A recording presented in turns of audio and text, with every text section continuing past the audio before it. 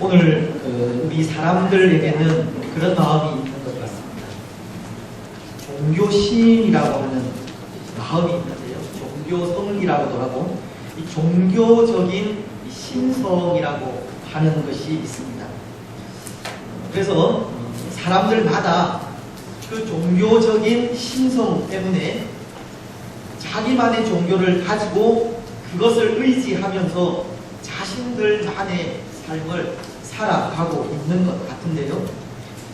근데 이런 종교적인 신성을 가지게 된 그 배경, 우리 사람에게 어떻게 이런 종교적인 마음이 생기게 되었을까라는 것을 한번 생각해 보셨으면 좋겠습니다. 사람들마다 나름대로의 종교를 가지고 자신들이 섬기는 그런 종교를 통해서 또 어쩌면 만족함과 평안함을 누리고 있는 것 같은데요.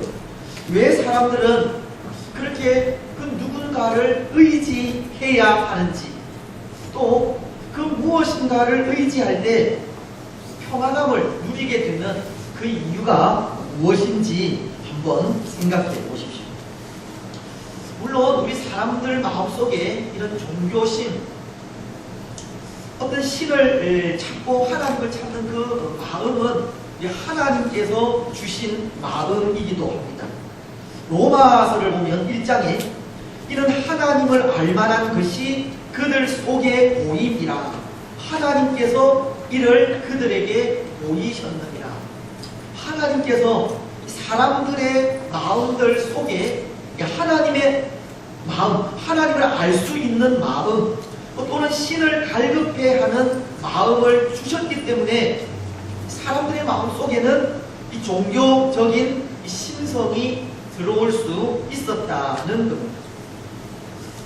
근데 때로 저는 생각에 그런 종교적인 이 신성이 우리 사람이 범한 죄의 결과 때문이 아닌가 하는 그런 생각도 하게 됩니다.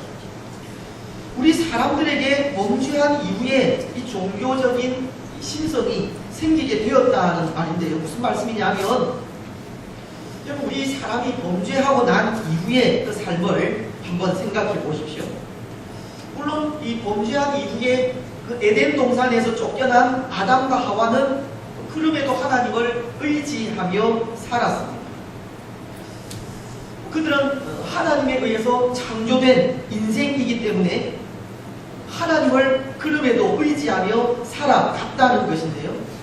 그런데 문제는 아담 이후의 자손들이었습니다.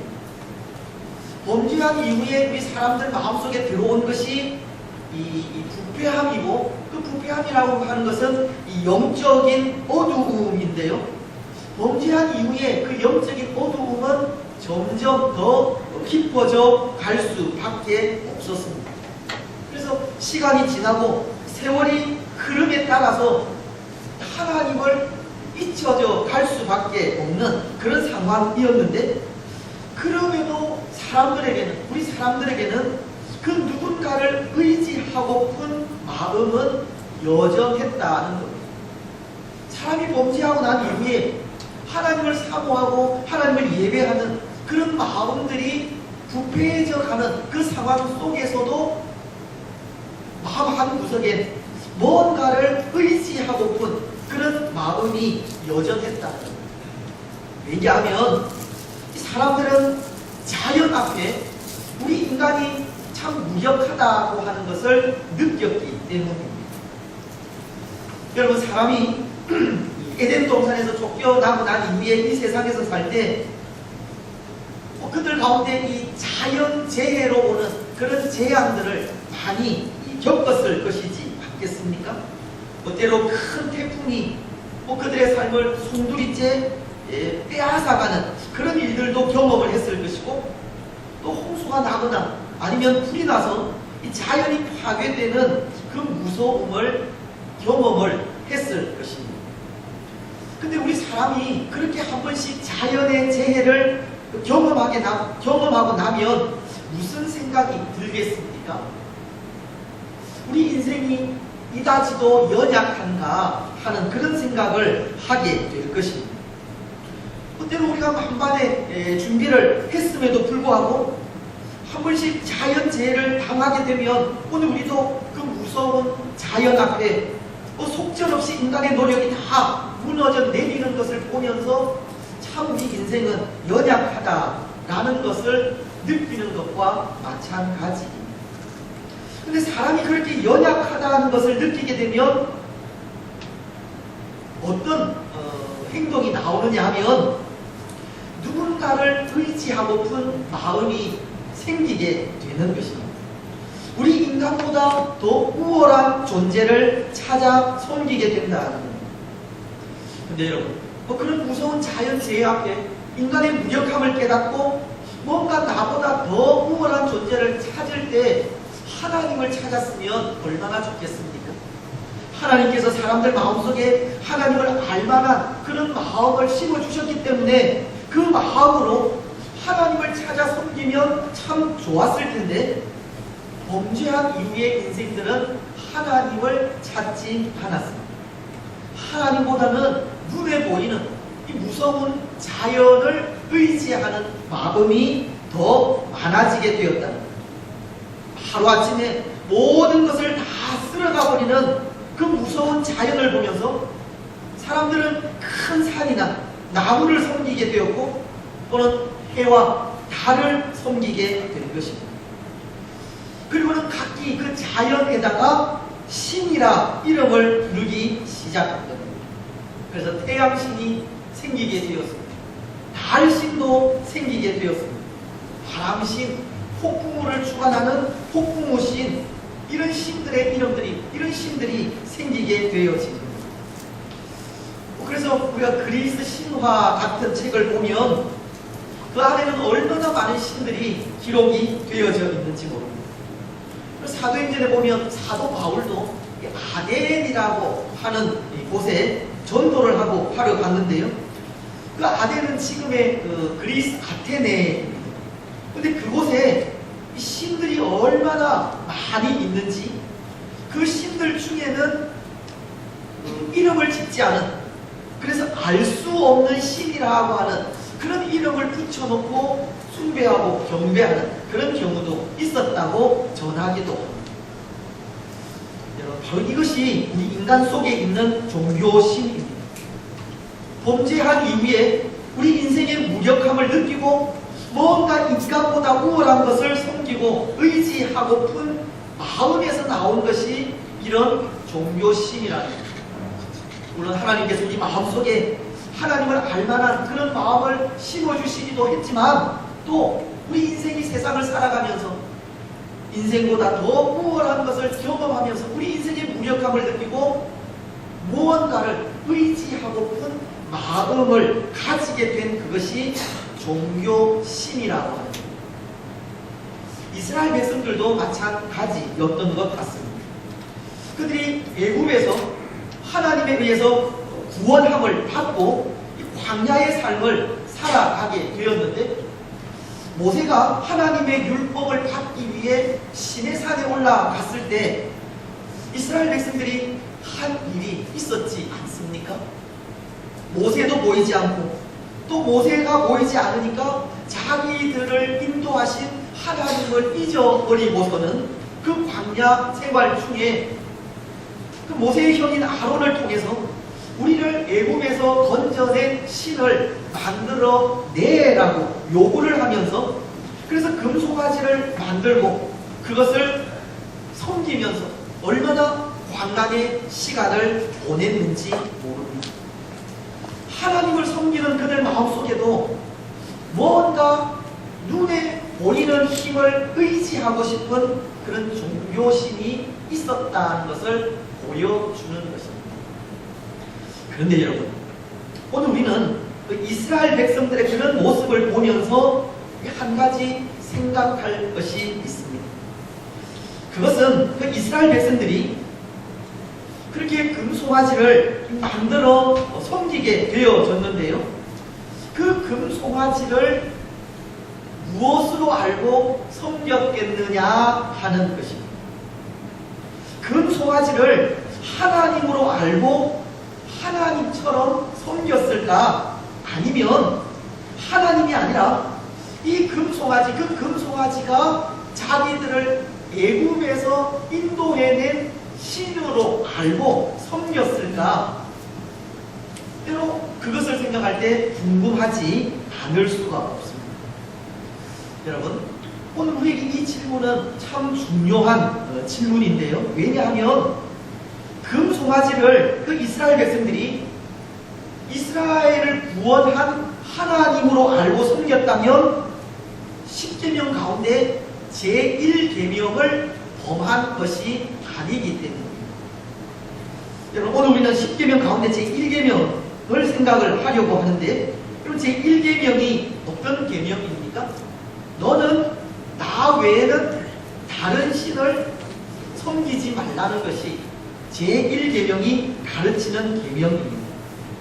근데 오늘 이 이스라엘 백성들이 그 금송아지를 만들어서 섬길 때 그 금송아지가 하나님으로 알고 하나님처럼 섬겼다고 한다면 그 제1계명을 어긴 것일까요? 아니면 어기지 않은 것일까요?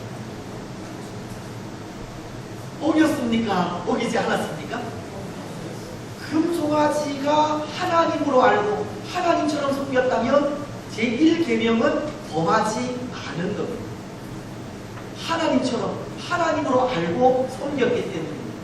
그런데 제2계명은 어긴 겁니다. 왜냐하면 제2계명이 가르치는 것이 하늘에 있는 것이나 땅에 있는 것이나 땅 아래 물속에 있는 것에 그 어떤 형상을 만들지 말라는 것이었고, 그 새긴 우상에게 절하지 말고 섬기지 말라는 것이 제2계명인데, 금송아지라고 하는 형상을 만들어 섬겼기 때문에 제2계명을 어긴 것이라는 거예요.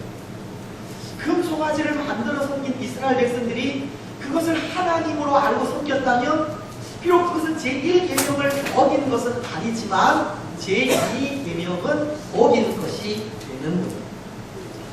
여러분, 이스라엘 백성들이 과연 그 금송아지를 무엇으로 알고 섬겼겠습니까? 하나님으로 알고 섬겼겠습니까? 아니면 광야에서 우리를 인도한 또 다른 신으로 알고 섬겼겠습니까? 하나님의 말씀을 보면 이스라엘 백성들은 그 금송아지를 자신들을 애굽에서 구원한 신으로 알고 섬겼다고 출애굽기 32장을 보면 4절 말씀에 이렇게 기록을 하는데요.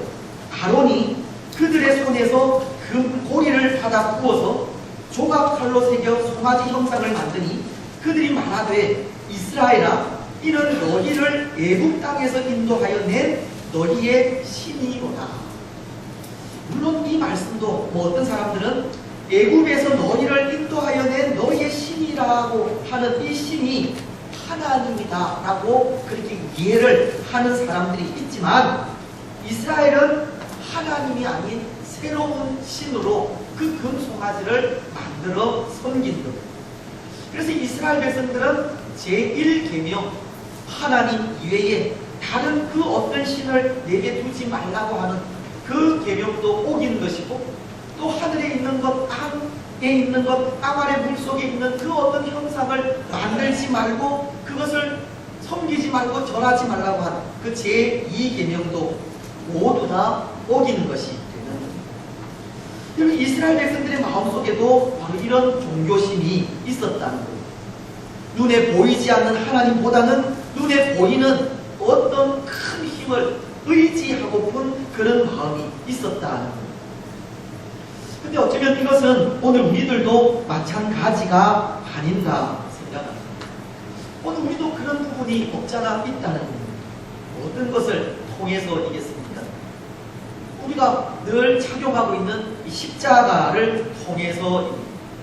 우리가 지난번에 한번 그 십자가를 왜 목에 걸고 왜 귀에 거느냐고 이렇게 질문을 드린 적이 있는데, 그것이 단순히 보기에 좋아서든지 그냥 우리가 차고 싶어서 그렇게 착용을 한다, 그렇게 하면 죄가 되지 않을 수 있지만, 그것을 의지하고픈 마음들이 있기 때문에 십자가 목걸이, 십자가 귀걸이를 차고 착용하고 다닌다면 그러면 그것도 계명을 어기는 셈이 됩니다. 그렇죠. 그래서 천주교회, 로마 가톨릭 교회도 보면 그들에게는 어떤 성상을 만들고 있지 않습니까? 마리아상이나 또는 예수님 상을 만들고 거기에 성호를 긋고 그렇게 절을 하고 기도도 하는데요.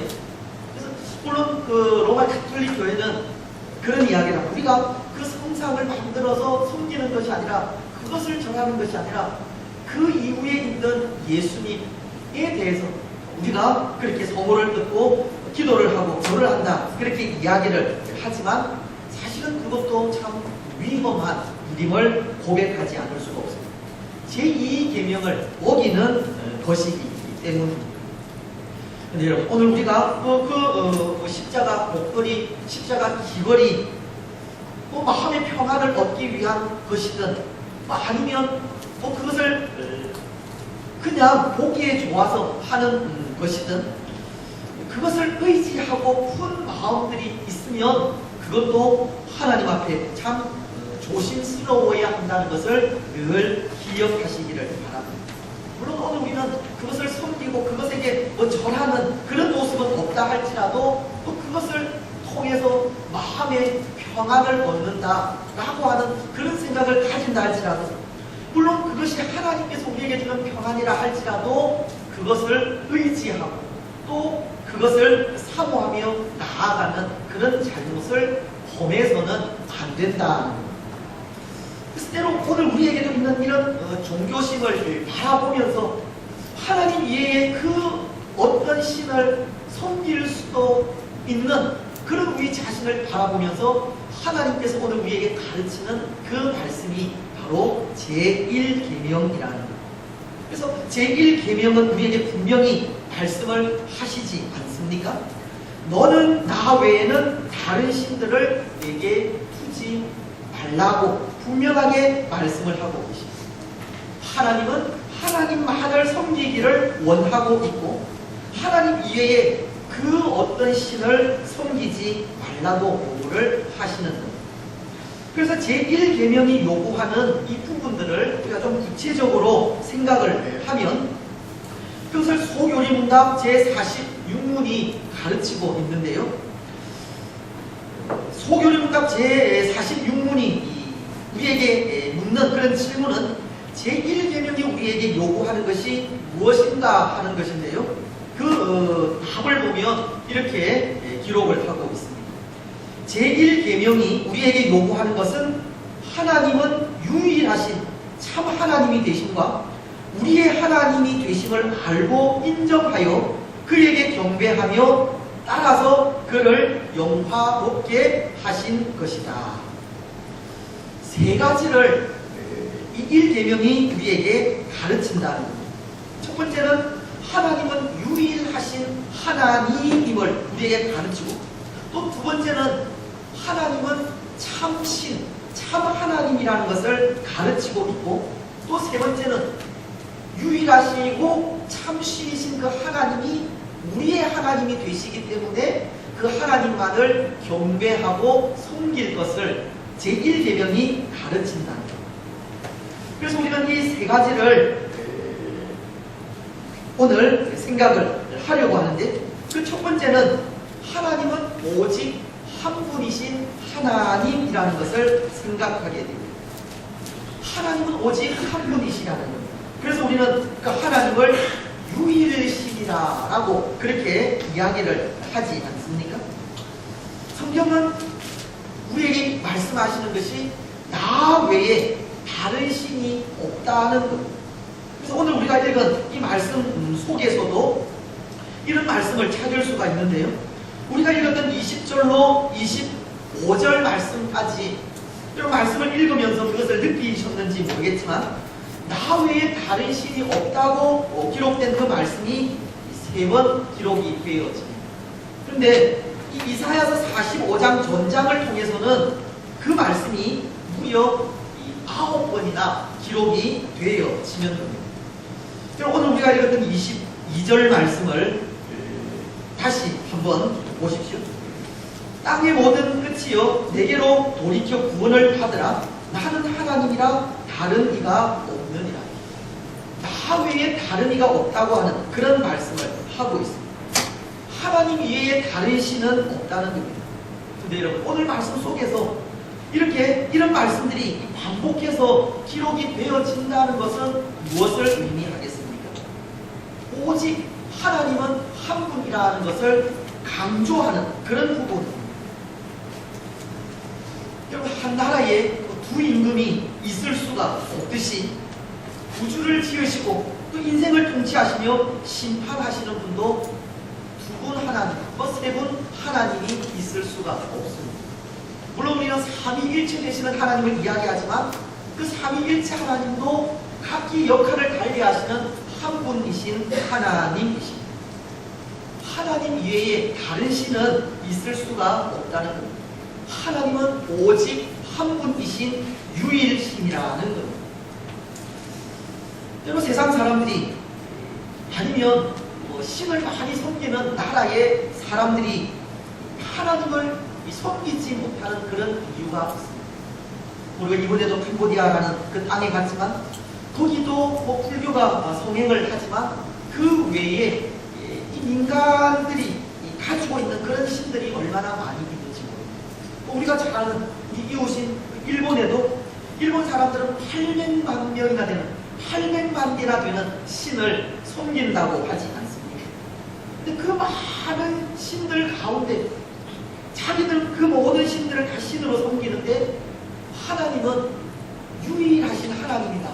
그 신들 가운데 한 분이 아니라 오직 한 분인 신밖에 없고 하나님만이 유일하신 분이다라고 할 때 그것이 이해가 되지 않는 겁니다. 그래서 그 사람들은 자연을 주관하는 그런 신도 섬겨야 되고 또 태양신도 섬겨야 되고 또 여러 가지 신을 함께 섬겨야 이 마음의 평안함을 누릴 수가 있는데 오직 한 분 하나님만을 섬겨야 한다고 그렇게 전하면 그것이 그들에게는 이해가 되지 않는다는 겁니다. 그래서 하나님을 섬기지 못하는 그런 경우가 많이 있다고 합니다. 하지만 그럼에도 불구하고 하나님은 한 분이십니다. 유일하신 하나님이십니다. 오늘 우리는 이 땅에 온 우주에 하나님은 한 분밖에 없는 유일하신 신이라는 것을 꼭 기억하시기를 바랍니다. 그래서 유일하신 하나님, 한 분이신 하나님만을 섬기는 우리들이 되시기를 바랍니다. 이제 두 번째, 오늘 우리는 한 분이신 하나님만이 참 신이라는 것을 기억하셔야 합니다. 하나님이 한 분이시기에 그 하나님이 참 신이라는 겁니다. 근데 여러분, 제1계명을 보시면 마치 신은 한 분이 아니라 여러 분이라는 것을 분처럼 생각이 될 때가 있습니다. 그렇지 않습니까? 왜냐하면 하나님은 나 외에는 다른 신을 내게 두지 말라고 말씀을 하시면서 마치 다른 신들도 있는 것처럼 말씀을 하시는 것 같기 때문입니다. 그렇죠? 물론 다른 신들도 있습니다. 여러분, 다른 신 있습니까? 없습니까? 세상 사람들이 섬기는 신들 많이 있잖아요. 세상 사람들이 섬기는 그 신들이 바로 다른 신입니다. 하나님께서 다른 신이라고 하신 그것은 세상 사람들이 사람들의 목적에 맞게 만든 신을 의미하는 겁니다. 그래서 가나안 사람들 같으면 바알신, 폭풍우를 주관하고 농사를 주관하는 그런 바알신을 폭풍우를 주관하고 농사를 주관하는 신으로 바알신을 섬기듯이 그런 사람들의 목적에 맞게 만든 신들이 있다는 것이고 바로 그런 신들을 섬기지 말라는 것이 나 외에는 다른 신을 내게 두지 말라고 하는 그 말씀의 의미입니다. 사람들이 만든 신, 너희들의 목적에 맞게 만들어낸 그 신들은 다 가짜이기 때문에, 거짓된 신이기 때문에 너희들은 그 신들을 결코 가까이 하지 말라는 것이 제1계명을 통해서 가르치는 말씀이라는 겁니다. 그래서 그것을 통해서 하나님만이 참 신이심을 가르치는 겁니다. 여러분, 출애굽기서를 보면 2장 14절 말씀에 하나님께서 모세에게 하나님의 존재에 대해서 가르쳐 주십니다. 이제 모세가 하나님에 의해서 부름을 받고 애국 땅에 있는 이스라엘 백성들에게 가서 하나님께서 너희들을 구원하실 것이라고 선포를 해야 되는데, 이스라엘 백성들이 모세를 향해서 그러면 당신은 누가 보냈느냐고 그렇게 물을 때 하나님 내가 뭐라고 대답을 해야 됩니까? 라는 그런 질문을 했을 때 이 출애굽기 3장 14절을 통해서 하나님은 모세에게 이렇게 말씀을 하신 거죠. 나는 스스로 있는 자다.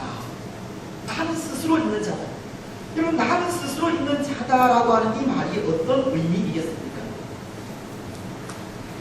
그것은 그 누구에 의해서도 만들어지거나 또 창조된 존재가 아니라는 것입니다. 스스로 영원 자존하신 분이 하나님이라는 것을 가르쳐 주는 것입니다. 그 누구에게서도 만들어지지 않고 또 그 누구에게서 창조되어지지 않는 나 스스로 존재하는 처음과 나중이 되는 분이 바로 하나님이시라는 것을 가르칩니다. 그래서 예레미야서 10장 10절 말씀도 오직 여호와는 참 하나님이시요 살아계신 하나님이시요 영원한 왕이시다. 하나님만이 참 신이심을 우리에게 가르쳐 주고 있다는 겁니다.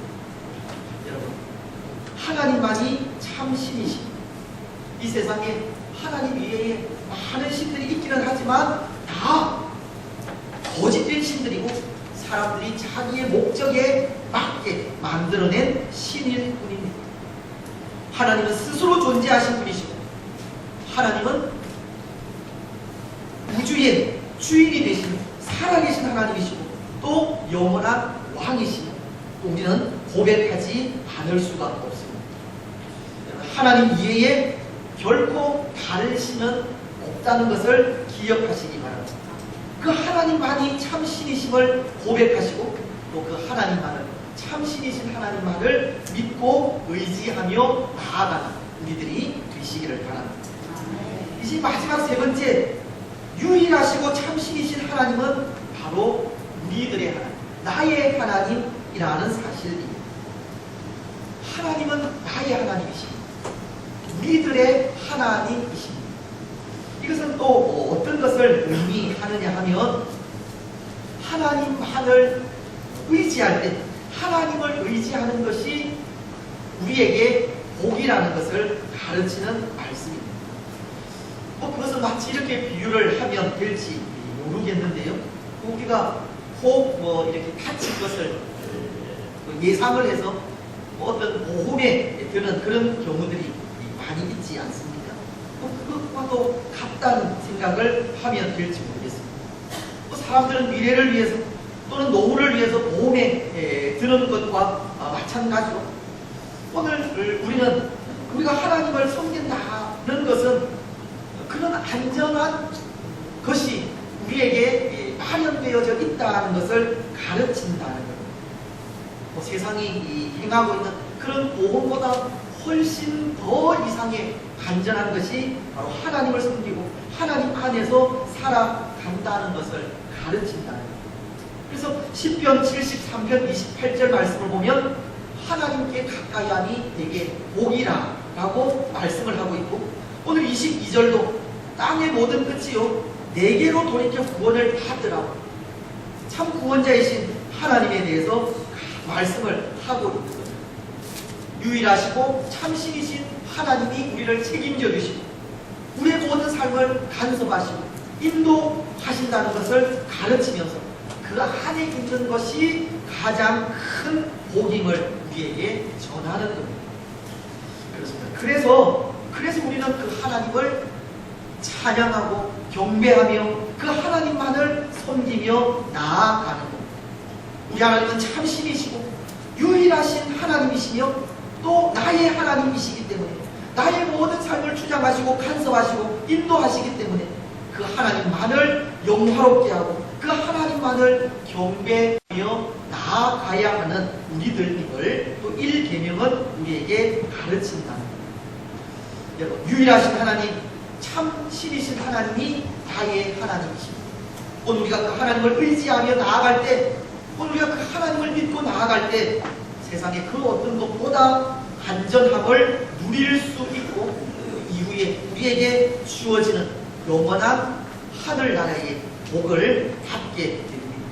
오늘 우리는 그것을 기억하시면서 우리의 참 하나님 되시는 하나님을 경배하고 섬기며 또 우리의 삶 가운데 늘 하나님을 영화롭게 하는 그런 우리의 삶이 되었으면 좋겠습니다.